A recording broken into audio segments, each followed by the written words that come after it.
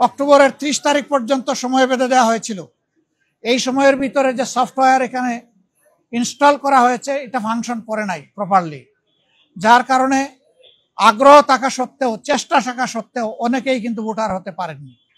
আমাদের দাবি থাকবে নির্বাচন কমিশনের কাছে কমপক্ষে আরো 15 দিন এই সময় বর্ধিত করা হোক এবং যে জটিলতাগুলো রয়েছে সেগুলা সহজ করে তাদেরকে ভোটার হওয়ার সুযোগ তৈরি করে দেওয়া হোক। আরো কিছু সমস্যা আছে, কিছু শর্ত জুড়ে দেওয়া হয়েছে। আমরা বলবো একজন নাগরিকের প্রমাণের জন্য তার আইডি কার্ড, ন্যাশনাল আইডি যথেষ্ট। তার পাশাপাশি যদি তার একটা পাসপোর্ট থাকে, ভ্যালিড পাসপোর্ট, তাহলে আর কিছুরই প্রয়োজন হয় না।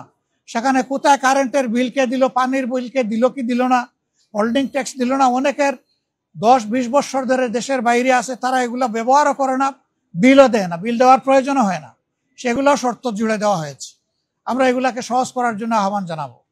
এর পাশাপাশি আরেকটা মেসেজ আমরা তাদেরকে দিয়েছি, তাদের দায়িত্ব শুধু দেশকে দেওয়া নয়, দেশের দায়িত্ব তাদেরকে সম্মান দেওয়া এবং মিলেমিশে দেশে প্রবাসে নিবাসে যারা আছেন আমরা সবাই মিলে সবগুলা হাত একত্রিত করে সবগুলা মেধাকে এক কেন্দ্রে এনে আমরা আমাদের দেশকে নিয়ে ইনশাআল্লাহ আগামীতে সামনে আগাতে চাই।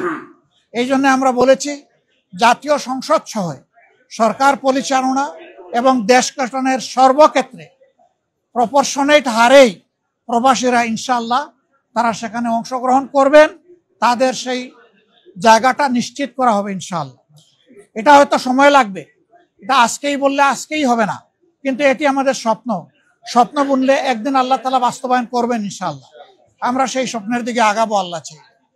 সম্মানিত সাংবাদিক বন্ধুগণ, এরপরে সর্বশেষ আমি তুরস্কে এসেছিলাম, যুক্তরাজ্য এবং তুরস্ক, সেই তুরস্ক থেকে আজকে এখানে আসলাম। সেখানেও সরকারি বেসরকারি বিভিন্ন পর্যায়ে আমার অত্যন্ত গুরুত্বপূর্ণ মিটিং হয়েছে।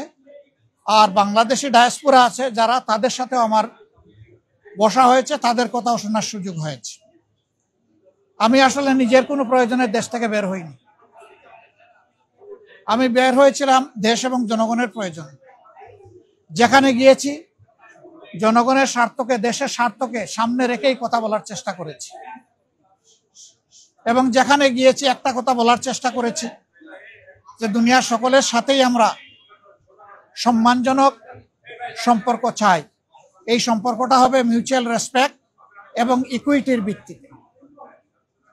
আলহামদুলিল্লাহ, আমরা যত জায়গায় গিয়েছি তাদের অ্যাপ্রিসিয়েশন আমরা পেয়েছি। তারাও মন খুলে আমাদের সাথে কথা বলেছেন, আমরাও মন খুলে আমাদের সবগুলা বিষয় তাদের সাথে শেয়ার করেছি। আল্লাহ তাআলার কাছে দোয়া করি এই সফরে যে সমস্ত পদক্ষেপ নেওয়া হয়েছে অথবা আলাপ আলোচনা হয়েছে সেগুলা যেন দেশ এবং জাতির কল্যাণে নিয়োজিত হয়।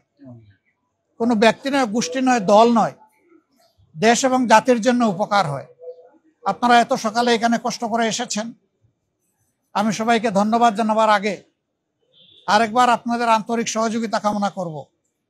আসলে আপনারা জাতির, ব্যক্তিগতভাবে জাতির বিবেক, আর আপনাদের হাউসগুলো দর্পণ। আমরা সমাজের এই দর্পণ এবং জাতির বিবেকের কাছে দেশ গড়ার অভিযাত্রায় জামাতে ইসলামী যে সমস্ত কর্মসূচি ঘোষণা করছে যা দেশ এবং জাতির কল্যাণে, আমরা এই সবগুলোতে আপনাদেরকেও আমাদের সাথে চাই। কারণ আপনারা এই সমাজ থেকে বিচ্ছিন্ন নন, আপনারা শুধু সাংবাদিক নন, আপনারা এই দেশের নাগরিকও বটে। অতএব আমরা যে নাগরিক অধিকারটা নিশ্চিত করে একটা মানবিক বাংলাদেশ গড়তে চাই, বৈষম্যহীন বাংলাদেশ গড়তে চাই, এই ক্ষেত্রে আপনাদের ভূমিকা হবে অগ্রগণ্য, সেটা আমরা প্রত্যাশা রাখি। কারণ সাংবাদিকরা যখন জাতির কল্যাণের সিদ্ধান্ত নেন, জাতি তখন কল্যাণের পথ খুঁজে পায়। প্রথম প্রশ্ন হলো, আমি নির্বাচিত হয়েছি না, আমি নির্বাচিত হইনি। আমার সহকর্মীরা আমার উপরে একটা দায়িত্বের ভার অর্পণ করেছে। এই দায়িত্বটা বড় ভারী। আপনারা দোয়া করবেন দেশ এবং দিনের জন্য, এই দায়িত্ব পালনে আল্লাহ যেন আমাকে সাহায্য করেন। আর পাশাপাশি আমি আপনাদেরও সহযোগিতা চাই। বিএনপি তারাও চূড়ান্ত তালিকা প্রকাশ করেনি। আমি দেখেছি 237টা আসনে তারা তালিকা প্রকাশ করেছেন, আবার প্রশ্নোত্তরে বলেছেন এটি চূড়ান্ত নয়, এর মধ্যেও পরিবর্তন আসতে পারে। আমরা কিন্তু 1 বছর আগেই প্রায় এই তালিকা বিভিন্নভাবে আঞ্চলিকভাবে আমরা এটা জানিয়ে দিয়েছি। চূড়ান্ত তালিকাটা সময় মতো আমরা ইনশাল্লাহ কেন্দ্রের পক্ষ থেকে ঘোষণা করব। তবে যেহেতু আমরা একা ইলেকশন করব না, আরো অনেককে আমরা ধারণ করব, দেশ এবং জাতির স্বার্থে সব দিক বিবেচনা করেই চূড়ান্তভাবে যথাসময় ইনশাল্লাহ আমরা প্রার্থী ঘোষণা করব।